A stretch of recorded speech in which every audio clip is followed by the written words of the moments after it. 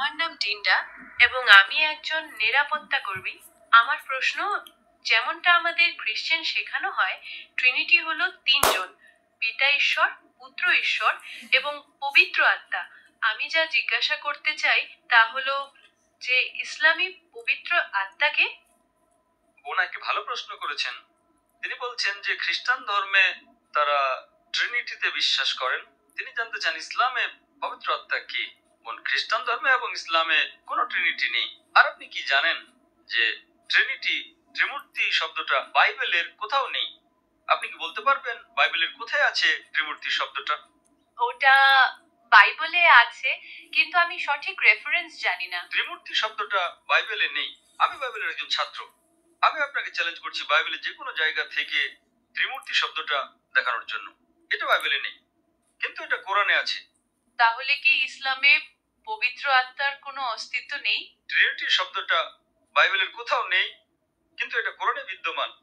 কোরআন বলছে সূরা নিসা অধ্যায় 4 আয়াত 171-এ, ওয়ালা তাকুলু সালাসা, অর্থাৎ বলো না যে তিনজন ত্রিমূর্তি।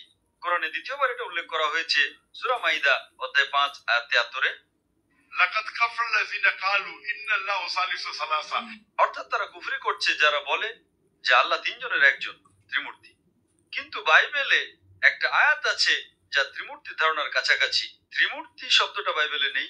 ত্রিমূর্তির যে ধারণাটি বাইবেলে পাওয়া যায় সেটা হলো যোহানের প্রথম পত্র অধ্যায় 5 আয়াত 7-এ, কারণ স্বর্গে তিনজন সাক্ষ্য দেন, পিতা, পুত্র এবং পবিত্র আত্মা, এবং এই তিনজন এক।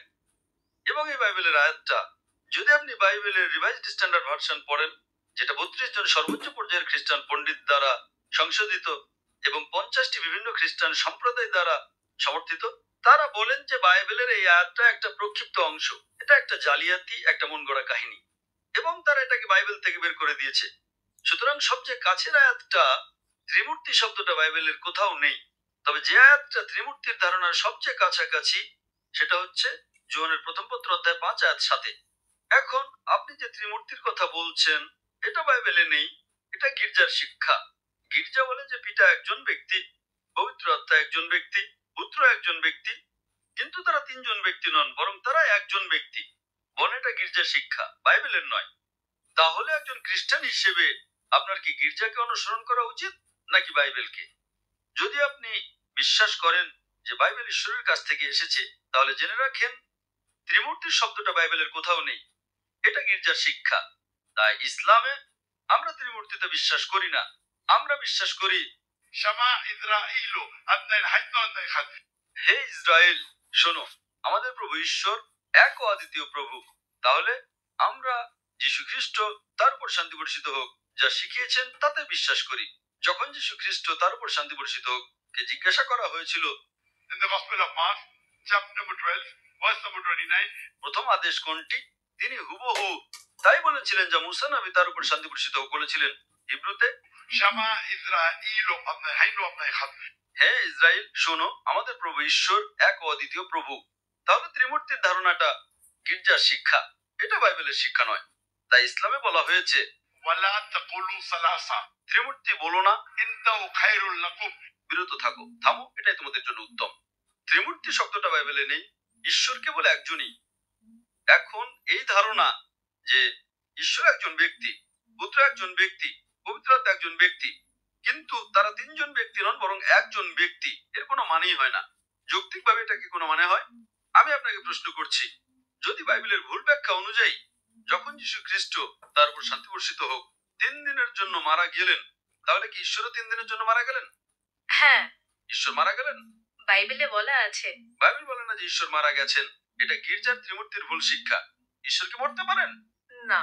আপনি কি এমন ঈশ্বরে বিশ্বাস করতে চান যিনি মৃত্যুবরণ করেছিলেন, নাকি এমন ঈশ্বরে যিনি কখনোই মরতে পারেন না? হ্যাঁ, যিনি কখনোই মরতে পারেন না। কিন্তু খ্রিস্টান ধর্মে ঈশ্বর মরতে পারেন। খ্রিস্টান ধর্ম বলে। বোন, এটা খ্রিস্টান ধর্ম নয়, এটা গির্জার শিক্ষা।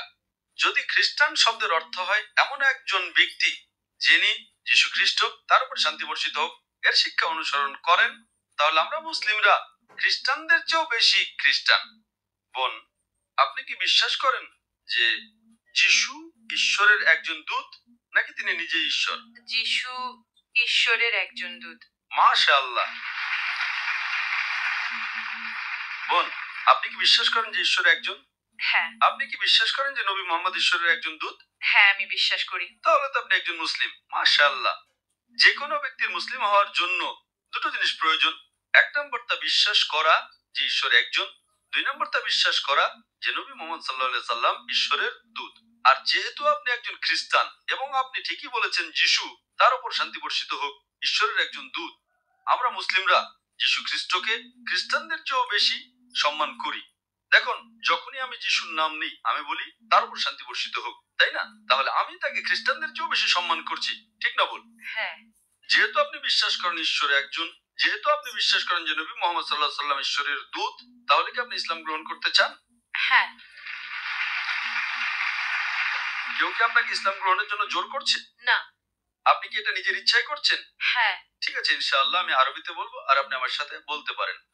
আশহাদু আশহাদু আল্লাহ আল্লাহ ইলাহা ইলাহা ইল্লাল্লাহ ইল্লাল্লাহ ওয়া আশহাদু ওয়া আশহাদু আন্না আন্না মুহাম্মাদান মুহাম্মাদান আবদুহু আবদুহু ওয়া রাসূলুহু। ওয়া রাসূলুহু। আমি সাক্ষ্য দিচ্ছি আমি সাক্ষ্য দিচ্ছি যে যে কোনো উপাস্য নেই কোনো উপাস্য নেই আল্লাহ ছাড়া আল্লাহ ছাড়া এবং নবী মুহাম্মদ এবং নবী মুহাম্মদ হলেন হলেন দূত দূত এবং আল্লাহর বান্দা। এবং আল্লাহর বান্দা। মাশাআল্লাহ, আপনি এখন মুসলিম। মাশাআল্লাহ।